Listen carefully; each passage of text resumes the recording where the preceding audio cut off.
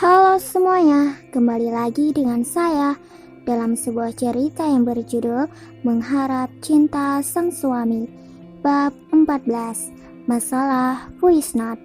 Selamat mendengarkan.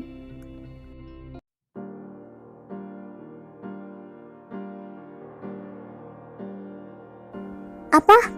Pernikahanmu dibatalkan? Ucap Askar setengah berteriak. Matanya melotot tak percaya. Sebagai seorang sahabat, Askar tahu betapa Rafizky sangat mencintai Faiza. Ia tak bisa membayangkan seberapa hancurnya hati itu saat mengetahui dirinya gagal menikah. Pelan-pelan, tegur Rafizky, karena ucapannya kini menjadi pusat perhatian banyak orang. Mereka saat ini berada di sebuah kafe. Askar yang meminta agar Rafizky mau nongkrong bersamanya dulu, sekalian menagih hutang cerita yang dijanjikan Rafizky lewat telepon. Rasa lelah perjalanan sama sekali tak diperdulikan. Kebiasaan sibuk di kantor membuatnya sudah terbiasa dengan yang namanya lelah. Habisnya aku kaget. Aku lebih kaget lagi saat mama menyuruhku menikah dengan Arumi, anak sahabat mama sekaligus pembantu di rumah. Jelas Rafizky. Kejadian 2 bulan lalu kembali berputar di otaknya. What? Kamu menikah sama pembantu? Askar menahan tawanya. Ini sangat lucu. Rafizky yang sok cool menikahi seorang pembantu. Wow, apa seleranya sudah turun drastis. Kesal karena diejek, ia segera menjitak dahi Askar. Aslinya dia itu keluarga orang kaya. Tapi ketika kedua orang tua meninggal, jadi jatuh miskin. Lagian Arumi juga gak kampungan, bela Rafizky. Emang gak gengsi punya istri seorang pembantu? Askar sangat penasaran, seperti apa Arumi yang dimaksud Rafizky, hingga membuatnya bisa memberikan pembelaan seperti ini. Berhenti mengatakan Arumi pembantu. Dia itu istriku, tekan Rafizky. Tidak tahu kenapa. Perasaannya menjadi marah kalau Askar menyebut Arumi pembantu. Melihat nada yang tak biasa membuat Askar semakin semangat menggoda. Kamu cinta sama Arumi? Jantung yang tadi berdetak normal kini berdeskor rame di dalam sana. Pertanyaan itu membuat Rafizky mati kutu. Askar semakin bersemangat menaik turunkan alisnya, menunggu penjelasan yang ingin sekali ia dengar dari mulut si tukang gengsi. Tidak, jawabnya cepat, menghindari tatapan menyelidik dari Askar. Senyuman mengembang di wajah laki-laki tampan itu. Kalau begitu, Arumi buat aku saja. Mata Rafizky menatap tajam. Wajah pria tersebut berubah menyeramkan, seperti ingin marah saat ini juga. Katanya tidak cinta, tapi kok gak mau melepaskan Arumi? Askar semakin menyudutkan. Rafizky tetaplah seorang Rafizky yang mempunyai gengsi tingkat dewa untuk mengakui sesuatu. Kalau kamu mau, ambil saja. Akan segera kuceraikan Arumi dan setelah itu terserah kamu mau apa dengan gadis itu. Entah apa yang dikatakan oleh Rafizky. Ia segera beranjak pergi tanpa memperdulikan Askar yang menatap menyebalkan. Jauh di dalam lubuk hati terdapat perasaan bersalah yang menyelinap. Malam yang dihabiskan bersama Arumi harus dikatakan apa? Kalau dia memang tidak benar-benar jatuh cinta, lalu kenapa bisa bersikap manis kepada gadis pemilik mata teduh dan menenangkan? Rafizky bingung. Hai, tunggu! Panggil Askar, bergegas meletakkan uang di atas meja, lalu lari mengejar. Ayolah, jangan marah, aku hanya bercanda, pujuk Askar. Ia berusaha menyamai langkah Rafizky yang berjalan cepat. Sebenarnya Askar tak ada niatan untuk merebut Arumi dari Rafizky, hanya ingin mengetes seberapa jauh dia menyukai Arumi. Balas Rafizky, malas bicara. Ia menghentikan langkahnya. Oh ya, ngomong-ngomong, kamu tahu nggak Faiza sekarang ada di mana? Pertanyaan itu yang sedari tadi bersemayam. Meskipun pernikahan batal, Askar tetaplah sahabat Faiza. Harusnya tidak memutus hubungan dengannya juga. Cukup Rafizky yang perlu dihindari. Aku tidak tahu. Rafiski tak ingin lagi berurusan dengan Faiza.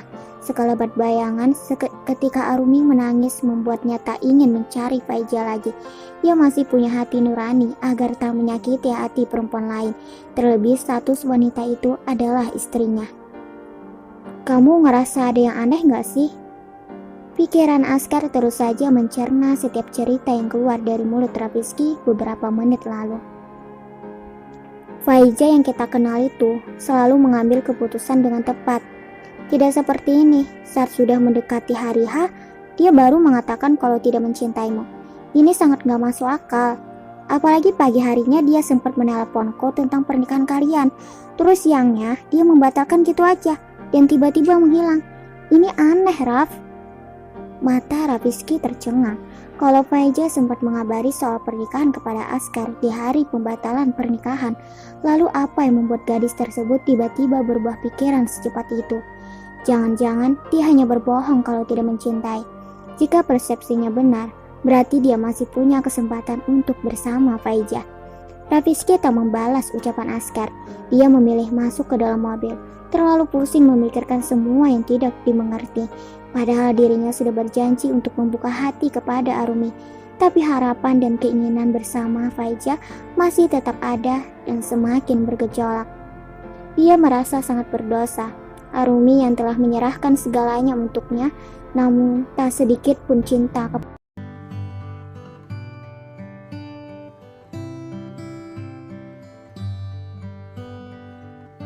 Merasa bosan sekaligus bingung dengan dua warna pilihan yang begitu menarik di mata Arumi, ide cemerlang langsung terlintas begitu saja. Mending aku tanya sama Mas Rafiski aja, dia suka yang mana? Wajah yang tadi gusar kembali ceria. Ia memotret kedua baju gamis tersebut. Tak lupa Arumi juga mengirim fotonya yang sedang tersenyum menampakkan gigi gengsol. Hitung-hitung untuk membahagiakan suami, kekehnya. Di lain tempat, Rafiski yang duduk santai di mobil segera mengambil handphone ketika ada bunyi notifikasi pesan. Sebuah nomor tak dikenal masuk. Segera ia membuka pesan itu karena penasaran. Satu foto yang memperlihatkan baju gamis perempuan terpampang di layar. Mas, bagusan yang pink atau biru? Rafiski kembali men-scroll ke bawah, hingga nampaklah foto Arumi yang begitu menggemaskan. Kira-kira aku cantik gak sih? Rafiski yang membaca pesan itu tersenyum-senyum. Arumi memang sangat manis. Perempuan itu selalu punya cara agar dia care dengan Arumi. Kenapa senyum-senyum? Askar mendadak menghentikan mobil dan tanpa aba-aba segera merampas HP milik Rafiski. Oh, jadi ini yang membuat seorang Rafiski tersenyum sendiri. Askar, teriaknya. Ia berusaha merebut dan menggapai handphone itu dari tangan sahabatnya. Ini pasti Arumi, tebak Askar. Dia cantik juga ya, sambungnya lagi semakin melekat memperhatikan wajah Arumi. Pergerakan Rafiski seketika terhenti. Tidak, Arumi itu hanya miliknya. Seseorang tidak boleh mengagumi kecuali dirinya. Terlihat egois memang, tapi Rafiski sama sekali tak menyadari akan perasaan aneh yang muncul di hati. Ya iyalah cantik, istri siapa dulu? Kamu gak boleh suka sama dia. Arumi itu hanya milikku, ucap Rafiski menekankan setiap kalimatnya. Ops! Askar menutup mulutnya, kemudian menatap Rafiski dengan rasa bersalah. Kenapa? Dadanya tiba-tiba gugup, seperti ada sesuatu yang terjadi. Voice note-nya terkirim, aku gak sengaja pencet tadi. Askar berucap sambil menyengir kepada Rafiski. Tatapan yang tadi biasa langsung berubah. Ia terbelalak mendengar ucapan Askar. Tangannya langsung mengambil dengan cepat, memastikan Askar berbohong atau tidak. Naas, ternyata benar. Satu voice note terkirim dengan centang 2 berwarna biru. Sudah tak ada waktu lagi untuk menghapus, sebab telah dibuka oleh Arumi. Mampus, pasti Arumi akan semakin menggombalinya. Tidak ingin percaya begitu saja, Rafiski membuka voice note tersebut. Semoga saja tidak ada suara di sana, hanya bunyi kegaduhan mereka berdua yang terekam. Semoga saja. Ia memejamkan mata saat menyentuh tanda play. Ya iyalah cantik, istri siapa dulu? Kamu gak boleh suka sama dia. Arumi itu hanya milikku. Mati dia. Ternyata benar, nasi sudah menjadi bubur. Rafizky rasanya ingin lenyap saat ini juga. Arumi pasti akan bereaksi berlebihan nanti. Asker yang melihat raut wajah Rafizky seketika tergelak. Ini sangat menyenangkan. Sedangkan Arumi yang mendengar ucapan Rafizky semenjak keluar dari toko pakaian, senyumannya tak pernah pudar. Hati itu berbunga-bunga ketika Rafizky menyebut Arumi hanya milik dirinya.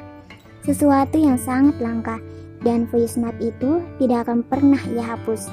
Arumi akan menyimpan dengan apik, sehingga setiap saat bisa ia dengar ucapan itu untuk membangkitkan semangat dalam mengharapkan cinta sang suami. Aduh, rintih seseorang karena tak sengaja menabrak tubuhnya. Maaf mbak, ujar Arumi, berusaha membantunya berdiri. Ia terlihat kelelahan, namun perempuan itu kembali berlari dengan tergesa, tanpa peduli siapa orang yang ditabraknya barusan. Wajah yang sempat tersingkap oleh kain kerudung yang ditutupi perempuan itu dengan tangan membuat Arumi menegang. Dalam hati, ia terus saja menggumamkan doa. Semoga matanya hanya salah lihat. Ketakutan akan kehilangan semakin besar menguasai. Faijah, lirih Arumi sangat pelan menatap kepergian wanita yang sudah tak